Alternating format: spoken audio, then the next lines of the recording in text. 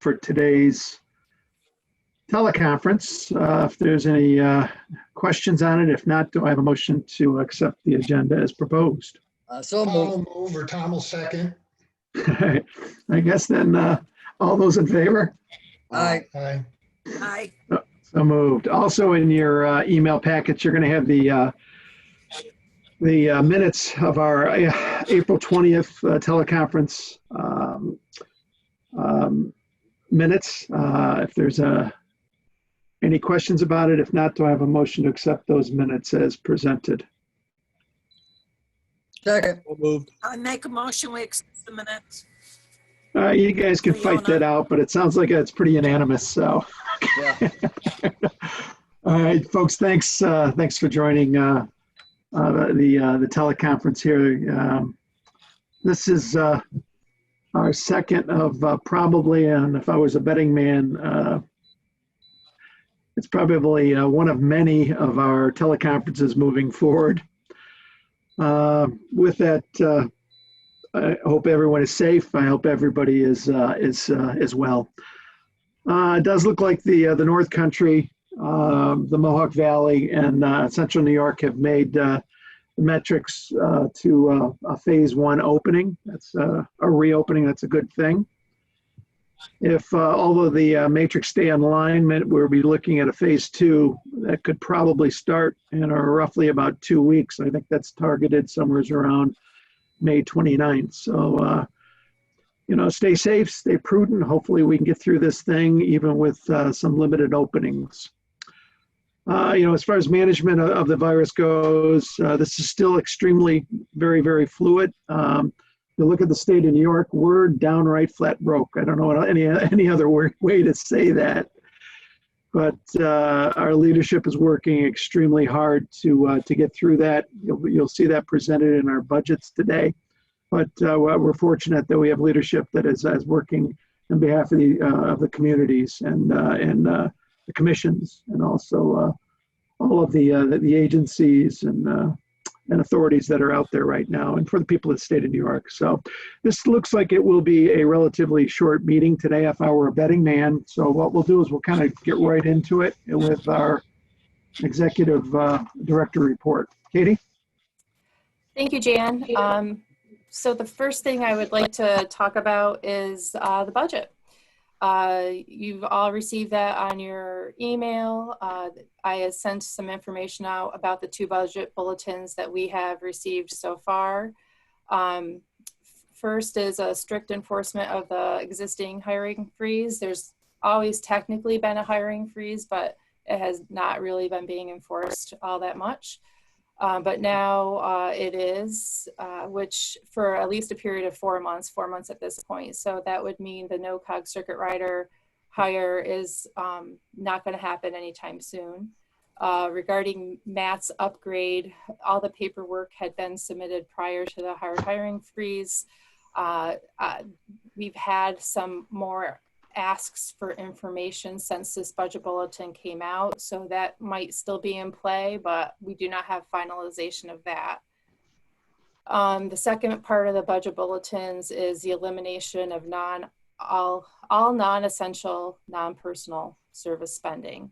So it reads that we must eliminate spending on all discretionary non-personal service items, including publications, supplies, equipment, and contractual services that are not necessary to protect the health, safety, and security of employees and citizens, and to ensure the continuation of high priority operations and services. And so we're also to cease the initiation of new contracts or purchase orders for all but essential items.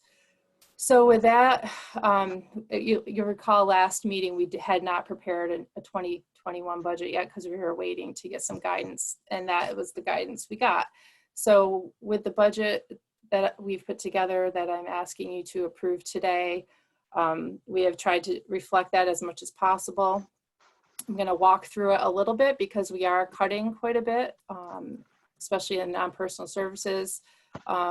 So if you start under the expenses, under the 2021 proposed budget line, you'll see that salary number of $865,682 is a high number. That would be a best case scenario, in my opinion, that we finally got approval to give the steps, the 2%, the longevities to our existing staff, and that we were able to hire a no-cog circuit rider in October. That's just a guess on my part. That gets us a few months past the 4-month freeze. So that's a high number, I think, on salary, but at least we've included it in there in case those things do come through. If you go down through some of the other items, the bolded column in the middle is our actual as of the end of last week. So you can see where we have almost ended the budget on. We still have a few 1920 expenses to reconcile, but those numbers are getting pretty close. So we've zeroed out the administrative clerical line. We often use that for intern related expenses. Advertising was high this last year because we did advertise for 2 positions. Attorney, that's an essential item, and we've already approved lease contract, and that payment is being processed. Our cloud computing line is the one line you'll see that is an increase, and that reflects the fact that we are all currently working remotely. We'll likely have elements of remote working throughout most of this fiscal year. So we've done some things to allow us to be efficient and to also offer the opportunity for our communities to keep working through Zoom meetings. So that line's went up. Equipment, we have 2 copiers that we are under contract with. We can't control those costs. We're tied into those. But what we are planning to do is to eliminate our postage machine at the end of June. That has a lease. It's a lease, but we can get out of it. We can stop that. We're looking at different alternatives to still do some paper mailings. We do a lot less now than we used to do, so we'll figure out a way for that to still happen.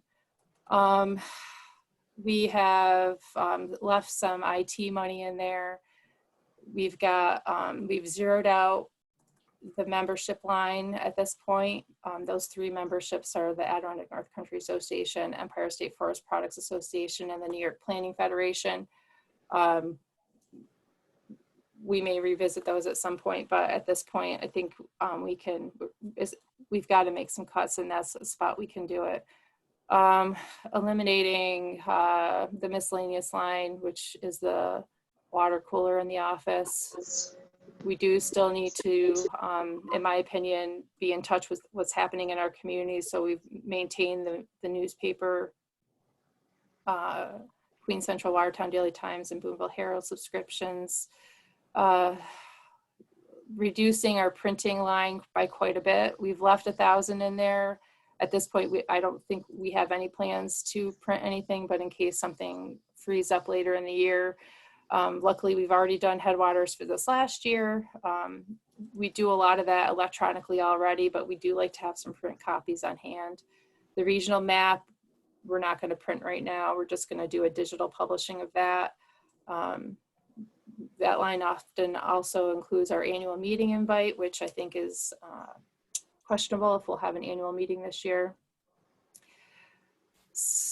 We're reducing our software and maintenance. We're going to keep our ESRI, that's our GIS license for the ARC products 1 more year, and then eliminate that next year as we complete our transition to QGIS. We're also going to end our SNAP survey software. This is something we use for comprehensive plans surveys. We don't do a lot of those. We're looking at alternatives either by doing online SurveyMonkey or online Google Forms. Either way we do that, it'll either be free or much less than what we were paying for with SNAP. We've reduced the training line significantly from last year. Vehicle insurance, we're tied into vehicle repair. We're going to continue to have repair needs, and we have to keep those 2 vehicles in repair. We will eventually be going to meetings again, and they're both older, so we know that we're going to have repair needs. Travel has been significantly decreased. commissioner line, lodging, meals, everything's quite a bit lower than we have in the past. Again, I don't think we'll be traveling a lot or doing a lot of in-person meetings for a while. Luckily, we, regarding equipment, we did a lot of replacement of computers last year, so we hopefully won't have too much need there. And then I think as far as supplies and materials, we've cut a lot of those. We're obviously saving money right now with not doing commission meetings in person. So anyway, with all that savings, that gives us a total non-salary expenses of $51,350. And our total expenses for the year with this budget would be $917,032. Do I have any questions, I guess, on that right now?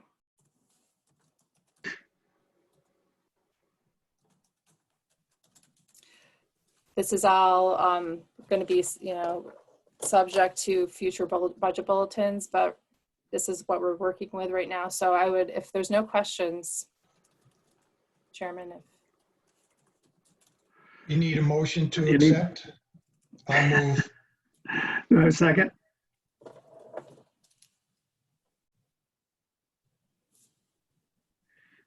Does silence mean consent? Yeah, yeah. You didn't ask for a vote, so I was waiting for you. Bill said he seconded. Okay, all those in favor? Aye. Aye. So moved. Okay, thank you. So returning to the office, North Country reopened last week. We are a phase 2 business, so if everything goes well, we could start looking at opening May 29th, as Jan commented.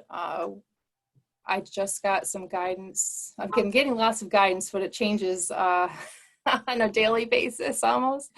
Got some more over the weekend from the second floor regarding plans to reopen offices. I have a template. I have, I think, 5 pages of guidance to read through.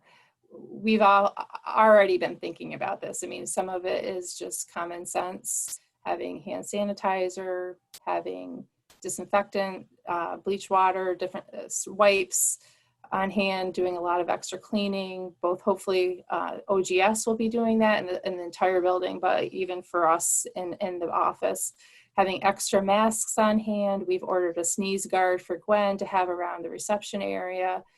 We'll be looking at reducing density of staff, some kind of alternate schedules, some continued teleworking, trying to figure all that out within the next week or two. Also talking to my counterparts at DEC and DOT in the building.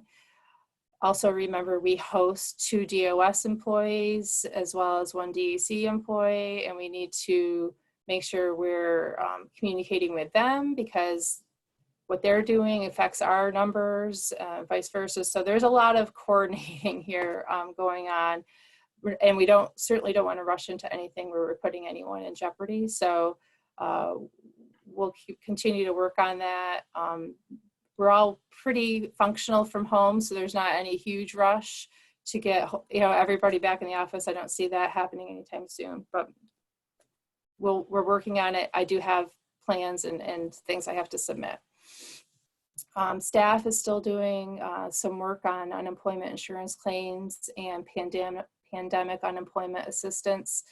That seems to be starting to taper off, but even last week we were getting trained on how to process some claims. Spent maybe 30 to 40 hours of staff time on that. Did some calls, some applications. So there's been a lot of press about that. We've been trying to do our tiny part to help with the backlog. Commissioner financial filing deadline, we mentioned this before, has been pushed out to August 17th. If you can get that done sooner rather than later, it'll just be one less thing to do. The next item I have is the personnel policy that everyone received. Excuse me, Katie. Yep. What was that last thing you said, the deadline? For your financial filing. Commissioner deadline? Yep, your financial I filing. think I got it done. Yes, I think you sent me that. Yay, Leona. Anybody else want to? I'm sorry if I'm going too fast. I don't see anyone raising their hands. So, so the personnel policy that you all received, there's a very hard to read marked up version, but I wanted to be very transparent with what was being changed from the last one. And then you have a version that has all those edits accepted, so you can read it clean if you want to do that. This was developed, Matt, Jean, Felicia and I took a first stab at it. Then we sent it off to Lee, who made a significant number of edits and comments. So I'm feeling pretty good that our final product makes us up to date. This is old. It had been last reviewed and modified by the commission back in 2015. Some things have changed. We had a brand new staff member come on with Elena, and she was asking very good questions that we realized weren't reflected in the policy. So I'll briefly walk through this too. A lot of it some of it's wordsmithing. It was just kind of, the wording wasn't always that great. So some of it was wordsmithing, making sure it's clear that all the employees are exempt, non-competitive. We've went through that with budget and Albany a little bit, the last little bit. We've added the part about the probationary period. We never had that in writing, and I think that is an important thing to do. Just as a good check-in for both the new employee and the manager. Some cleaning up of the salary and position structure text. This whole non-compensatory and compensatory time. That's changed a little bit over the years now that we're part of the electronic timekeeping with Albany. So we try to be really clear about that and how we're basically really trying to limit non-comp and comp time for employees to keep it to the 37.5-hour work week, so we don't get big accumulations of time. Trying to make sure people are not working on holidays and Saturdays and Sundays if at all avoidable. Trying to give people the flexibility, though. We know we all keep weird hours with our municipal meetings, so the ability to work your day so you don't go over the 7.5, so we're not getting a lot of employee burnout. Do we pay for comp time at the end of the year or not? We do not. Okay.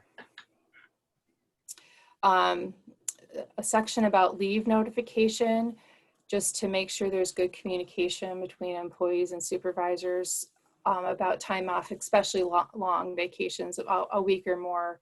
We're trying to have a little heads up on that. And then we do have this online vacation calendar that everyone really needs to put their information on. So we're just all aware of where people are. We get a call or someone's, some community members looking for a staff member, we can be aware of what's going on. Let's see what else I got. A little bit on the teleworking. We didn't do a lot of change to this. Obviously right now we're in a very unusual time and teleworking is what we're all doing, but I don't foresee this being permanent. So we didn't really we didn't try to reflect what's going on now in the teleworking portion of the policy. And that's pretty much it. Any questions?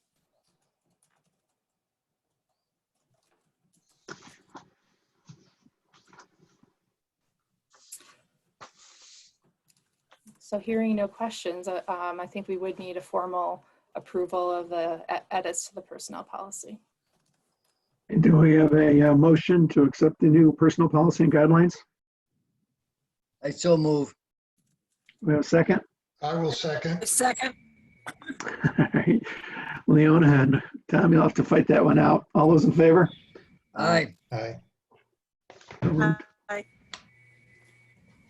Okay, thank you. NOCOG circuit rider interviews were done since our last meeting.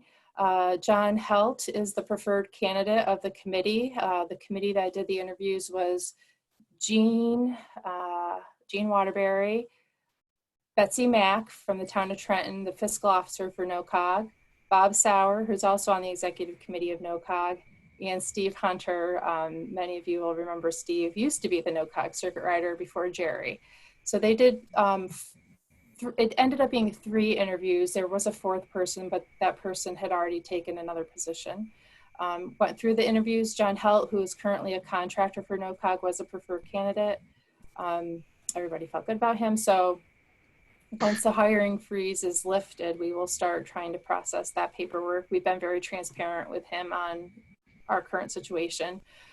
He's very understanding, and so we're just gonna keep communicating with him. He's still gonna do the contract work for NOCOG in the interim, and we'll keep our fingers crossed that we can get things going later in the year. LGC check return is complete, so if any communities have questions, they should have gotten their checks or credit card refunds within the last about 2 or 3 weeks ago. And then the last administrative thing is the fall annual meeting. We would be doing that in late October, early November. We don't have any firm place to hold that yet. We haven't, secured a spot, although we had started to look at some different places.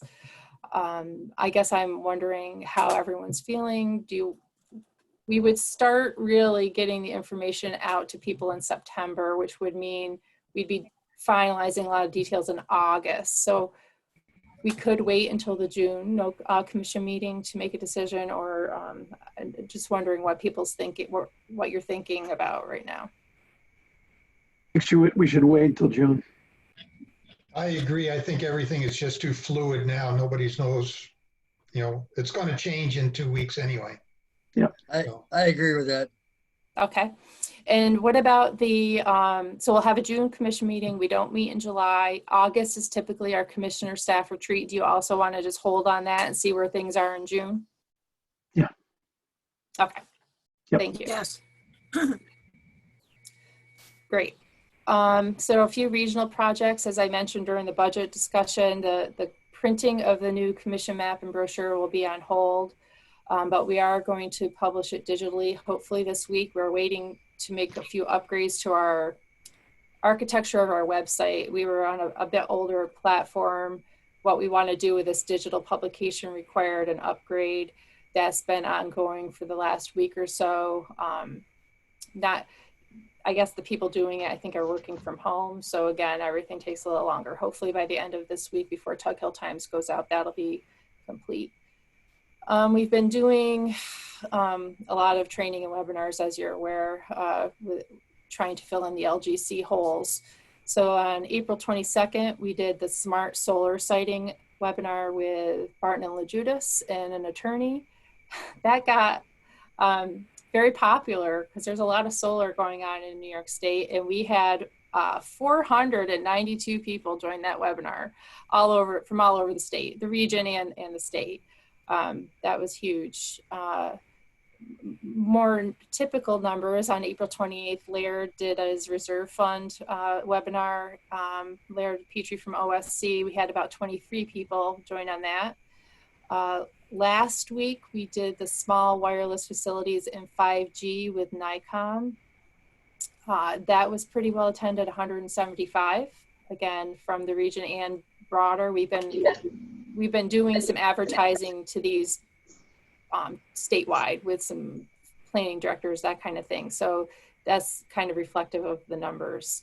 Yeah, last week we also did a QGIS webinar, Mickey and Elena, with some partners at Cornell and other places, and there was 102 people on that.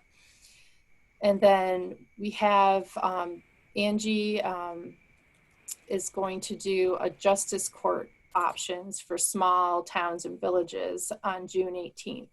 We just decided to do that last week. There is a lot of interest out there from rural places on how to deal with the justice court situation. We've got a lot of experience from Tug Hill. Angie has presented on this down in Albany in the past, and we think a webinar might get some traction. So, and we're open to other ideas. I mean, that's really the only way we're going to be able to do some training with people for a while. So we have this Zoom webinar account. We want to put it to good use. Wind and solar activity. I put an article in Tug Hill Times a couple of weeks ago. The Greens Corner Solar Project, which is in Hounsfield and Watertown, has formally indicated interest in switching to the new Section 94C siting process. They filed a letter on their PSC project website. I also had a call from the developer kind of giving me a heads up about that. Tom, I'm curious, has there been any reaction in Watertown to that? Not that I'm aware of. We expected that would happen with, you know, the developer wanting to get into the new system to expedite everything. The one thing that we don't know yet is if their plans are going to still come through for a smaller part of that would actually be reviewed by the town. They were going to break it up into several projects. Oh, they were. One would be small enough to be under town planning board review. Okay. There was a webinar by the New York Planning Federation last week about the new process. It was really good. Unfortunately, I had to take a phone call in the middle of it, so I missed part of it. But it's going to be available by video, and we'll share that link. They had an attorney very well versed in this, talking about what the Section 94C means for local review, local law consideration. So we'll make sure everybody can see that. They did a pretty good job on preliminary discussion of that on the webinar with Barton and LaJudas, you know, yes, to introduce. That was a good session. Yeah, they did do a really nice job that day. And the follow-up of the Planning Federation got into a little bit more detail on that. Roaring Brook in Martinsburg is under construction. There was an article in the Watertown Daily Times a couple weeks ago. The turbine parts are being shipped in through the Ogdensburg port. So that was a good thing for the port, and that's under construction. Deer River is currently asking for comments on their PSC recommendations, and the siting board decision is expected in July. So that one is still moving along. I don't know if they think if they can get the decision by July, they'll start construction this fall. And then number 3, the number 3 wind farm expected the conditions of the certificate order in March. So they're probably very close to starting construction. So I went through all those on the PSC website last week to kind of see where things were formally. Legislative session. Still no word if legislators are actually going to reconvene for session. They have been starting to hold some virtual public hearings, primarily on the COVID-19 and related issues. I haven't seen anything about other types of pending legislation. We have the Lorraine Worth Court consolidation pending legislation. We have been in communication, particularly with Blankenbush's office, given some additional documentation that they asked for. And of course, we still have our minimum maintenance roads legislation, but I don't see a way forward for that. There's just too much talking that has to still be done on that, but I will continue to track that and see if there's an opportunity for us. And then I guess lastly, I just wanted to say on the broadband and cellular coverage issue that's become pretty apparent as everyone's working and schooling and doing doctor visits from home. We have kind of picked up and started having some more conversations with various entities to see what role the commission might be able to play. You know, it's not our area of expertise, but we can certainly try to talk and maneuver maybe a little bit. We've talked to the Development Authority. There's an Adirondack group that's very active in this that we're going to talk with this week. We've put a little teasers out to the governor's office. There's a report that the Upstate New York Broadband, or no, Upstate New York Cellular Task Force put out. Apparently they finished it. I can't get a copy of it yet. I'd like to see what that report came out with for recommendations. It was more focused on the Adirondacks, but I'm sure that we can use some of that for us. We're thinking about maybe an issue paper, maybe some research with SU, hoping that there may be some funding opportunities that come out because of the current crisis that did not exist before. So nothing definitive. We're just trying to figure it out and give it some more staff time and attention. And that's really the end of my executive director's report. Katie? Yep. We have broadband coming to Osceola. I don't know if I told you that or not. I think you mentioned it, but is it Spectrum? Spectrum and Verizon. They're competing. And they're running wires all over town. Okay. So Awesome. that's Okay. good news. It is good news. You all set, Katie? I'm all set. All right, let's see. We could probably jump right into the COG report. We've got some representation for most of our COGs here.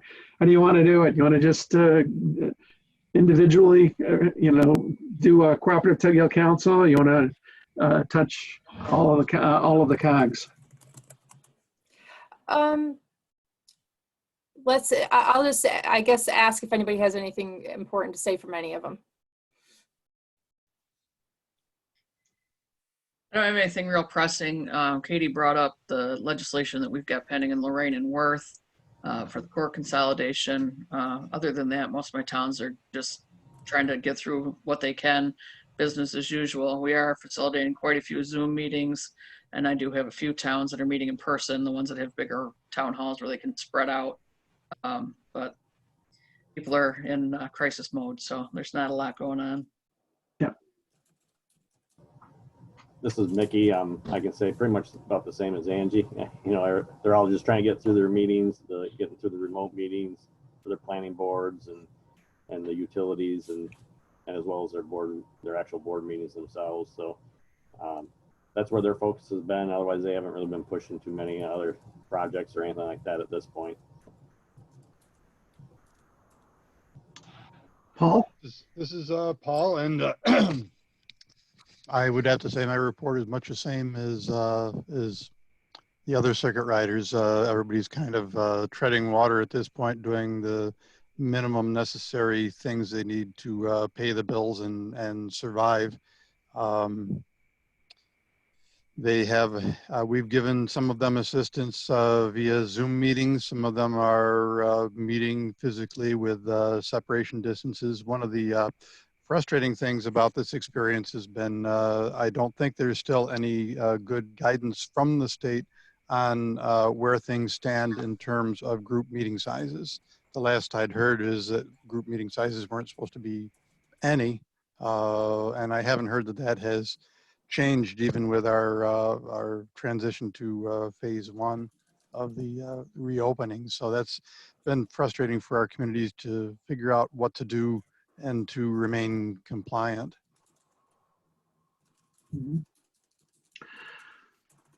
Just a question,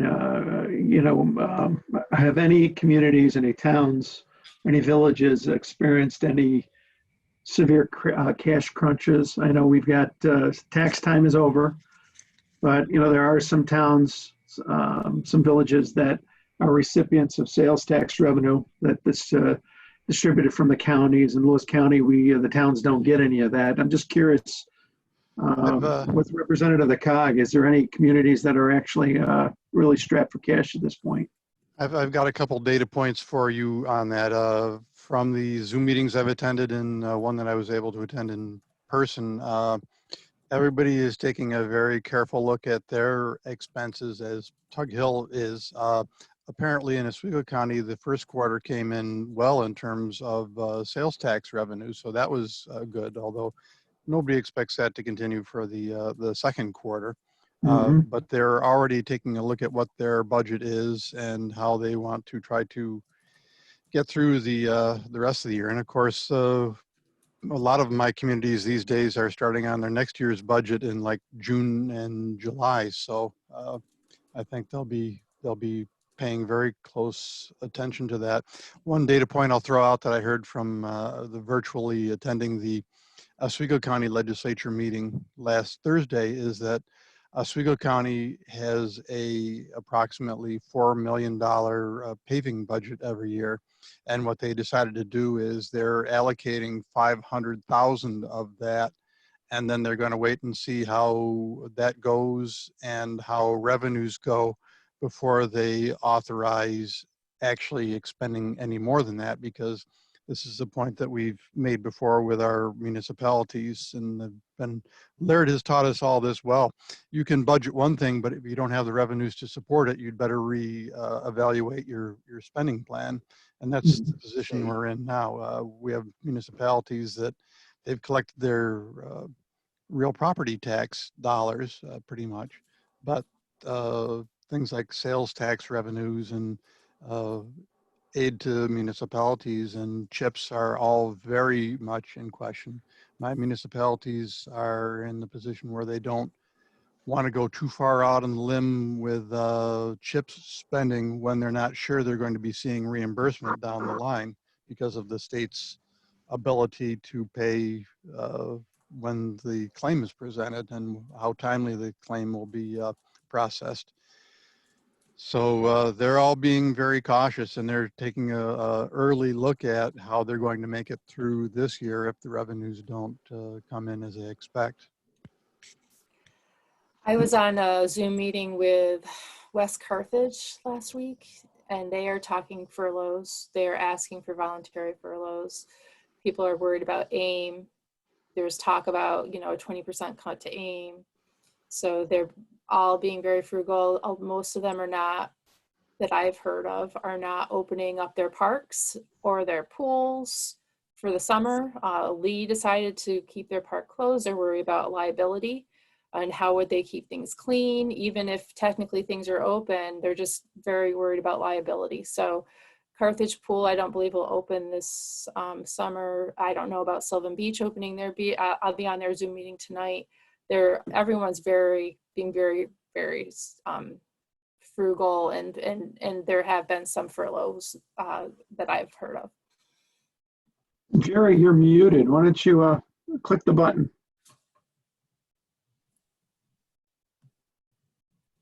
Jerry, I've unmuted you on my end, but I can't. Oh, there you go. Are you? Oh, no, you're not. You're still on. There you go. Okay, I hit it a couple times and nothing happened. I was unusually. Well, we can hear you now, so you got the mic. Okay. Oneida County communities all get a pretty good chunk of sales tax. So that has been very much in the news in this area. And I think Oneida County has had quite a few cases of COVID-19, but some of that is the prison population. We have 3 prisons in Oneida County, but that also infects the workers and their families. But the communities that I have just heard about in the news are really cutting back on anything that they can, and are very worried about how they're going to meet the programs that they can't cut. I hadn't heard a lot about CHIPS. I imagine that that is a big concern. A lot of them are, you know, any unnecessary programs, recreation programs, that type of stuff. So, yeah, Oneida County communities are very dependent on sales tax revenue. The town of Watertown is heavily relying upon the shopping centers and the car dealers, and obviously they're getting hit really bad. So it's going to be up in the air. It's maybe the first year we have a town tax proposed in the town of Watertown in a long, long time. Yeah. Yep. Interesting. Interesting times. Anybody else? All right, we've kind of hit the high points of the finance report. Katie, do you have anything else you want to talk about there? No, you can see it there where we're at. We're almost, next month's report should be the final report. We're just cleaning up loose ends right now. Good, good. Public comment. Found it kind of interesting. I listened to the Lewis County Public Health. The gentleman that's running that Lewis County Hospital and Nursing Home is pretty sharp from what I can see. He's doing a good job in Lewis County, but it was amazing with the mandate where all nursing home staff and also nursing home residents had to be tested, and it surely goes that these tests are somewhat suspect, because we had a group that was tested. Everybody came back negative. Thursday of last week, they ran the test again. They're trying to do it twice a week, and 4 or 5 people in the staff became back positive. So they quarantined them for 14 days, and then they tested them again with another means of testing through the Samaritan, and they found out that they came up negative again. So, that added to the total. But unfortunately, if you whatever reason, if you tested positive, you have to go into a 14-day quarantine, even if the next day you test not positive. So it just goes to show you that a lot of this testing is probably suspect. Yeah. So, anybody have any other comments, questions? I'd just like to thank Matt and Elena for helping the Town of Watertown Planning Board out with, I guess you'd call it a hybrid Zoom meeting. Since I can't go to meetings, everybody else was there, but they Zoomed me in, and it ended up working out quite well. So thank you, guys. Also, last week we had a planning board meeting in Forceport, and I think people still don't understand the regulations regarding public hearings, because it looks like we're going to have one in June for a subdivision. Is it clear, or are just the local people not understanding everything? You can do a public hearing via Zoom. Yes, correct? you can. Yes, you We can. did a public hearing in May with the Town of Watertown, and I actually led the public hearing from home while the co-chair led the rest of the meeting from the town office. So it was an interesting process, but it worked. Good. Good. Yeah, you can definitely do it. We've got some guidance. We've got all of our FAQs for all the different topics. We need to it's a constant struggle to keep them updated, because things are constantly changing. But we need to look at the public hearing one this week, and we can resend it to Jerry. But Okay. yep, you can do a Zoom. You just have to make sure you set up a waiting room ahead of time, and then you kick everybody out of the meeting into the waiting room while you do, oh, I'm sorry, that's executive session. Yes, you can do a public hearing. Lee's going to be doing a public hearing as well in June. Okay. Tonight, the town of Parrish has a public hearing, and I asked the chairman, were they going to social distance and masks and hand sanitizers? And I don't think the town is aware they have to do it. They think that because phase 1 is supposedly opening, they can go back to doing it. And I said, I'm uncomfortable coming to a meeting that you can't, in the parish gym meeting room, have 6 feet between people and have a limit. I mean, I think a frequently asked questions from the Tug Hill might be helpful, because I can tell you there's not much guidance coming from the state on this, the municipalities. When did you say that meeting is? Tonight or tomorrow night? Yeah, tonight. I'm going down with my mask, my gloves. Yeah, because there is actually, if you know the parish, there is no 6 feet you can get unless you move it to the gym. And I suggested to the chairman, Paul, move it to the gym and have a couple tables, get 6 or 8 feet apart, limit people coming in, that type. But apparently the town has no guidance. So, I mean, I don't know. We'll make sure to try to put that in a FAQ. You can't guide people that don't want to be guided, Bill. Yeah, it's true. Okay. Yeah, that's true. And the parish village board and parish town board are this week as well. And they're, I think, both working through how they're going to conduct their respective meetings.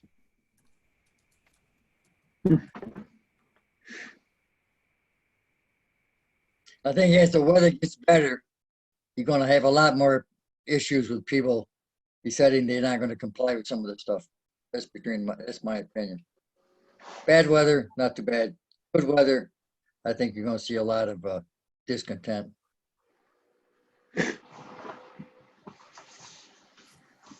We have a couple other public. We have Norm, we have Bruce Williamson, I think, Elaine Avalone from paper. Anybody want any comment?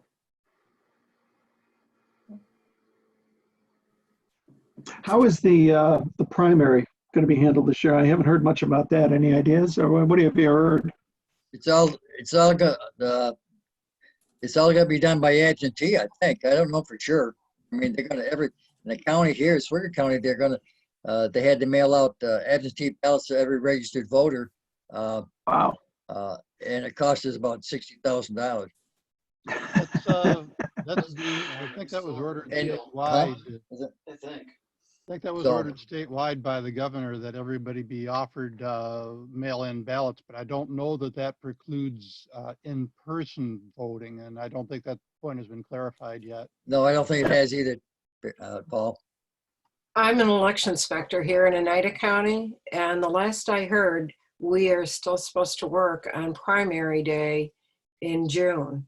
What was not going to be held was the presidential election, but we still have other primaries scheduled. So I guess now, the court had ruled the presidential primary can be held because other primaries are being held. We are still scheduled to work here, but I've gotten a notice about every 3 weeks with a change. So we'll see what happens. Still fluid, huh? Okay. Still a Yeah, little fluid here. and my schedule's not busy. Yeah. Our I did present- not.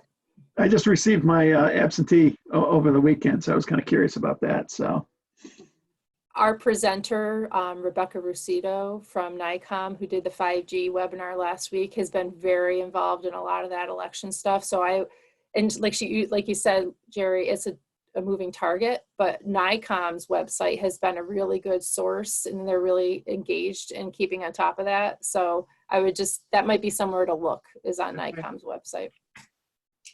good. Okay. Any other comments or questions? Kate, I was just wondering if staff is all doing okay.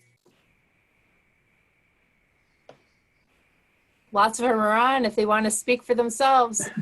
Well, thank you, Leona, for asking that. That's very nice. Thanks Just for checking trying on to- us. Staff is try- very important to us. We're Status quo in Redfield. Good here. just trying to do the best you can with what you've got. I think we're doing pretty well, and it's Thank- amazing what we've been able to do from home, and just with all of our cloud files being on the cloud and our computing capacity. It's pretty amazing, I think, for what that's worth. I'd like to I know say when that, I was still working, a lot of people, friends would say, "Oh, you're so lucky to work from home." And now any of those that are still working don't feel the same way. Exactly. It's definitely an adjustment, but kudos to Felicia and everybody on staff that makes this work, because it's pretty awesome. Yeah, I'd like to second that as a circuit rider. I'm used to working out in the field predominantly. Of course, I'm missing the evening meetings and the face-to-face contacts I have that way, and I'll look forward to seeing all my coworkers and the governments I work with once we're able to resume that. But as a circuit rider, it's probably hit me not quite as hard as the office staff, and I've got to tip my hat to the office staff and how highly they've stepped up to this and kept everything going. We're no less busy, and I think no less productive than we are in more ordinary times. So I think staff has really risen to the occasion. And I'm very proud to be a part of this organization. Thank God we went to the cloud computing last year is all I've got to say, or we would have been in a world of hurt. Yeah. Forward thinking that one, Kate. Well, I think this is a new way of looking at business. I think a lot of major businesses are making some thoughtful discern right now on what is the office of the future going to look like, and does that mean it could be done from home? Yeah, it could be done. If I were a betting man, I wouldn't be investing in real estate right now or office real estate right now. But I don't see myself getting on an airplane in the near future. So it'll be interesting to see how this all plays out. Anything else?